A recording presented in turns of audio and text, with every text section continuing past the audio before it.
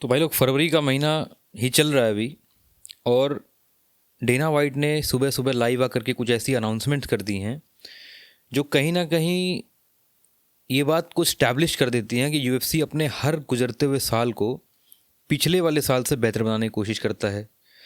अब Dana white ने जिस तरीके की अनाउंसमेंट्स आप सुबह सुबह की हैं, देखो, सबसे पहले तो मैं ये चाहता हूँ कि तुम लोग बताओ कमेंट करके मुझे कि जो अनाउंसमेंट्स आज सुबह सुबह हुई हैं, जिनके बारे में इस वीडियो में बात भी करने वाले हैं, उन सारे अनाउंसमेंट्स को सुनने और जानने के बाद तुम सभी को कैसा फील हो रहा है, और तुम्हें क्या लगता है कि यूएफसी का जो 25 का साल है ये कैसा जाने वाला है। सबसे मेजर जो अनाउंसमेंट हुई है इस सुबह के इस लाइव सेशन में, वो हुई है इलिया टोपुरिया को लेकर के। अब इलिया टोपुरिया ने अपनी जो फेदरवेट डिवीज़न की जो बेल्ट है 145 पाउंड्स डिवीज़न की, उसको उन्होंने वैकेट कर दिया है। और इलिया टोपुरिया ने ये अनाउंस किया है कि अब वो फेदरवेट डिवीज़न के लिए और ज़्यादा वेट कट्स नहीं करेंगे। शायद उनकी बॉडी उस तरीके की ब्रूटल वेट कट्स को और ज़्यादा नहीं ले पा रही है, और अब वो मूव करेंगे 155 डिवीज़न में, जहाँ पे बहुत सारी इंटरेस्टिंग पॉसिबिलिटीज़ हैं। पहली पॉसिबिलिटी तो सबसे ज़्यादा जो हम सभी चाहते हैं और दुनिया भर की एमएमए कम्युनिटी जो चाहती है, वो ये है कि उनका सामना इस्लाम माखाचेव के अगेंस्ट हो, दोनों का टाइटल फाइट हो एक दोनों की, जिसमें वो दोनों अपनी अपनी जो स्किल्स हैं उनको प्रूव करने की कोशिश करें, क्योंकि दोनों के ही साथ ये टैग इस टाइम पे चल रहा है कि दोनों ही फाइटर्स प्रोबेबली आने वाले टाइम में यूएफसी की हिस्ट्री के सबसे सक्सेसफुल फाइटर्स में से एक हो सकते हैं। सो पहली पॉसिबिलिटी तो वो ये है। अब ये पॉसिबिलिटी कितनी ज़्यादा एक्चुअल में हो सकती है, कितनी ज़्यादा ये चीज़ मटेरियलाइज होगी, वो इस चीज़ पर डिपेंड करता है कि इस्लाम माखाचेव के एम्बिशंस क्या हैं। हम सभी को पता है Islam Makhachev is probably one of the greatest combat sport athlete of all time, और अपनी इसी लेगेसी को और ज़्यादा सीमेंट करने के लिए इस्लाम माखाचेव कोशिश कर रहे हैं अपनी सेकंड यूएफसी बेल्ट हथियाने की। यहाँ तक कि कुछ बातें ऐसी भी हमें सुनने में आई हैं कि वो 2 डिवीज़न मूव अप करके मिडिल वेट डिवीज़न में चैलेंज कर सकते हैं चैम्पियन को, क्योंकि वेल्टर वेट डिवीज़न में हमें पता है कि अभी बिलाल मोहम्मद चैम्पियन है, और उन दोनों की जो फ्रेटर्निटी है वो इस तरीके की है कि इस्लाम माखाचेव कभी भी बिलाल मोहम्मद से फाइट करने के लिए एग्री नहीं करेंगे। तो ये देखना बहुत इंटरेस्टिंग हो जाएगा कि इस्लाम माखाचेव इस टाइम पे किस तरीके का डिसीजन लेते हैं। क्या वो एक बार फिर से अपने इस लाइट वेट डिवीज़न के इस टाइटल रेन में फिर से किसी एक छोटे डिवीज़न के फाइटर को मौका देंगे, यानी क्योंकि वो ऑलरेडी 2 बार अलेक्जेंडर वोल्कानोव्स्की को ये मौका दे चुके हैं, लेकिन क्या ये देखना बहुत इंटरेस्टिंग रहेगा कि क्या वो तीसरी बार फेदरवेट चैम्पियन को लाइट वेट चैम्पियन बनने का मौका देंगे।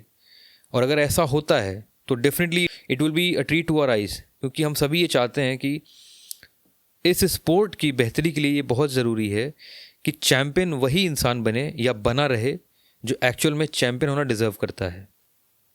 There is no doubt about the capabilities of Islam Makhachev, there is no doubt about the capabilities of Ilia Topuria, but ये देखना बहुत इंटरेस्टिंग होगा कि लाइट वेट डिवीज़न का अब फ्यूचर कैसा रहने वाला है। या तो उनकी फाइट इलिया टोपुरिया की इस्लाम माखाचेव से होगी टाइटल कंटेंशन में, या तो अरमान शाहरुखियन के अगेंस्ट उनकी फाइट हो सकती है टू डिटरमिन कि इस्लाम माखाचेव को अगली बार कौन चैलेंज करेगा। अरमान शाहरुखियन काफ़ी करीब आ गए थे टाइटल फाइट के, और बैक इंजरी की वजह से उन्हें पुल आउट करना पड़ा था, हम सभी को याद होगा। लेकिन अब क्योंकि इलिया टोपुरिया मूव अप कर रहे हैं 155 डिवीज़न में, तो 2 पॉसिबिलिटी सबसे ज़्यादा वहाँ पे सामने आ रही हैं। पहली तो ये कि उनका सामना हो सकता है चार्ल्स ओलिवेरा से, दूसरा हो सकता है कि अरमान शाहरुखियन से उनकी फ़ाइट हो, और इस फाइट को जीतने के बाद जो कोई भी विनर बनता है उसका मुकाबला इस्लाम माखाचेव के अगेंस्ट हो। हालांकि लाइट वेट डिवीज़न में एक और फाइट बहुत इंटरेस्टिंग होने जा रही है, वो है Dan Hooker versus Justin Gaethje. अब जस्टिन गेजी का जो करियर रहा है, इंटरिम चैंपियन तो वो बने, लेकिन फिर बीएमएफ बेल्ट के चक्कर में उनको एक ऐसा लॉस लेना पड़ गया अगेंस्ट मैक्स हॉलोवे, जिसके बाद टाइटल कंटेंशन से वो काफ़ी दूर चले गए थे। लेकिन अगर यहाँ पे जस्टिन गेजी डैन हुकर को हरा देते हैं, एक बेहतरीन, एक ब्रूटल, एक बहुत ही अच्छा खासा एक स्ट्राइकिंग प्रोग्रेस हमें देखने को मिलेगा उस फाइट में। वहाँ पे जो कोई भी जीतेगा, मुझे लगता है कि टाइटल लाइट वेट डिवीज़न में टाइटल कंटेंशन में वो फाइटर ज़रूर जाएगा एक बार। सो ये सब बातें चल रही हैं around Ilia Topuria and Islam Makhachev. दूसरी अनाउंसमेंट जो हुई है सुबह, वो है Alexander Volkanovski versus Diego Lopes. अब फेदरवेट डिवीज़न का जो बेल्ट अभी वैकेंट हो जाएगा after Ilia Topuria moves to the lightweight division, तो उस वैकेंसी को भरने के लिए अलेक्जेंडर वोल्कानोव्स्की का सामना होने जा रहा है डिएगो लोपेज के अगेंस्ट। हम सभी ये चाहते थे कि एलेक्स का सामना एटलीस्ट एक बार और इलिया टोपुरिया के साथ हो, क्योंकि जो भी लोग एमएमए को समझते हैं उन्हें पता है कि बहुत ही शॉर्ट नोटिस पे अलेक्जेंडर वोल्कानोव्स्की आए थे और नॉकआउट हुए थे अगेंस्ट इस्लाम माखाचेव, और उसके बाद उन्होंने एक लंबा रेस्ट नहीं लिया, बहुत ही छोटे टाइम स्पैन में ट्रेन करके अगेन वो आए इलिया टोपुरिया और वहाँ फिर से वो नॉकआउट हुए। लेकिन यहाँ पे एक अच्छा खासा रेस्ट लिया है अलेक्जेंडर वोल्कानोव्स्की ने, अच्छा खासा फाइट कैंप उन्होंने रखा होगा, और अब अगर उनका सामना होता इलिया टोपुरिया से तो definitely we could see a better version of Alexander Volkanovski, we could see a more improved version of him. और डेफिनेटली एक ऐसा इंसान जो लंबे टाइम तक पाउंड फॉर पाउंड किंग रहा हो, जिसने फेदरवेट डिवीज़न को इतने लंबे सालों तक डोमिनेट किया हो, उसको इस तरीके से हारते हुए देखना काफ़ी पेनफुल था, और हम सभी चाहते थे कि एटलीस्ट उनकी एक फ़ाइट और हो इलिया टोपुरिया से, जो शायद अब नहीं होगी।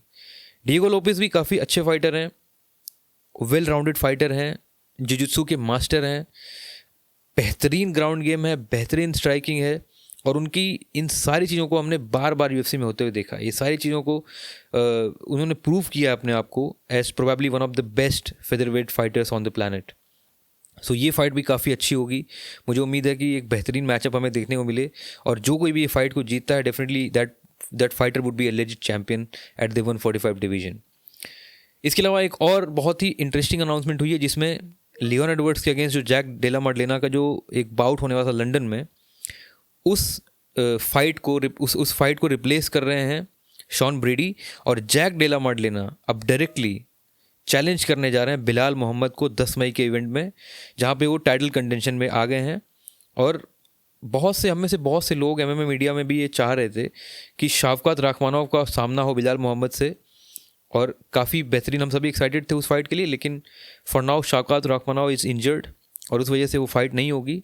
फिलहाल जैक डेला माडलेना वो चैलेंज करेंगे बिलाल मोहम्मद को for the title of welterweight division. अब इस फाइट का जो रिजल्ट आएगा, मुझे पता है कि Belal Muhammad being a great striker, अच्छा खासा फाइट, अच्छी खासी कार्डियो है उस बंदे की, कंडीशनिंग अच्छी खासी लेकर आता है।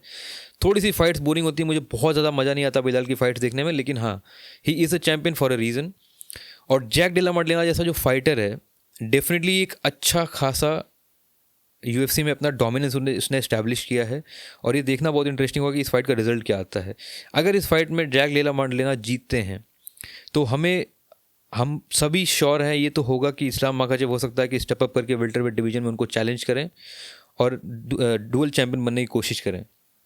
बट ये भी फाइट काफ़ी ज़्यादा इंटरेस्टिंग है, और इस 2025 के साल को एक बेहतरीन साल बनाने में ये फाइट भी काफ़ी ज़्यादा अच्छी मदद करेगी यूएफसी की। सो ये सारे एक्साइटिंग अनाउंसमेंट्स निकल करके आए हैं। बहुत ही मज़ेदार ये साल होने वाला है। बिलाल मोहम्मद को लड़ाया जा रहा है अगेंस्ट शॉन ब्रेडी, जो बहुत ही ज़्यादा इस्टेब्लिश्ड ऑफेंसिव ग्रैपलर और रेसलर हैं। Styles make fights, that's a true point. लेकिन यहाँ पे जो भी फाइट्स अनाउंस की हैं यूएफसी ने, बहुत से लोगों को मैं देख रहा हूँ कि वो ऐसा भी बोल रहे हैं कि these announcements are probably the greatest announcement in the history of the UFC. हालांकि आई डोंट एग्री टोटली, लेकिन हाँ, काफ़ी इंटरेस्टिंग अनाउंसमेंट्स हैं। तो मैं चाहता हूँ कि आप सभी अपने जो भी ओपिनियंस हैं उनको कमेंट बॉक्स में लिखिए, और अपनी राय रखिए, बताइए कि आपको आप लोग कैसा फील करते हैं। और भाई प्लीज़ यार चैनल को सब्सक्राइब करो, क्योंकि लगातार तुम लोग कहते थे कि इनकंसिस्टेंट था कंटेंट इस चैनल पे, बट अभी तो रेगुलर हो गया हूँ मैं प्रॉपरली। मैं अब यूट्यूब और कंटेंट क्रिएशन में प्रॉपर अपना टाइम दे रहा हूँ, एफर्ट्स डाल रहा हूँ। तो आई वुड रियली अप्रिशिएट अगर आप लोग इस चीज़ को अप्रिशिएट करें और चैनल को सब्सक्राइब करें, अपने ओपिनियंस को कमेंट बॉक्स में लिखें, और बाकी एमएमए फैंस के साथ इन वीडियोज़ को शेयर करें। तो thank you so much for video guys. आने वाली वीडियोज़ में हम और भी चीज़ों पर बातें करेंगे, इन सारी अनाउंसमेंट्स को इन डिटेल ब्रेक डाउन करेंगे। स्पेशली अगली वीडियो में हम एमएफएन के बारे में बात करने वाले हैं कि एमएफएन के अगले जो कंटेंडर्स हैं, इनमें कितना पोटेंशियल है, और इनमें से कौन से ऐसे फाइटर्स हैं जो आगे जा करके बड़े स्टेजेस पे इंडिया को रिप्रेजेंट कर सकते हैं। So thank you so much for watching this video guys. Have a good one. जय हिंद।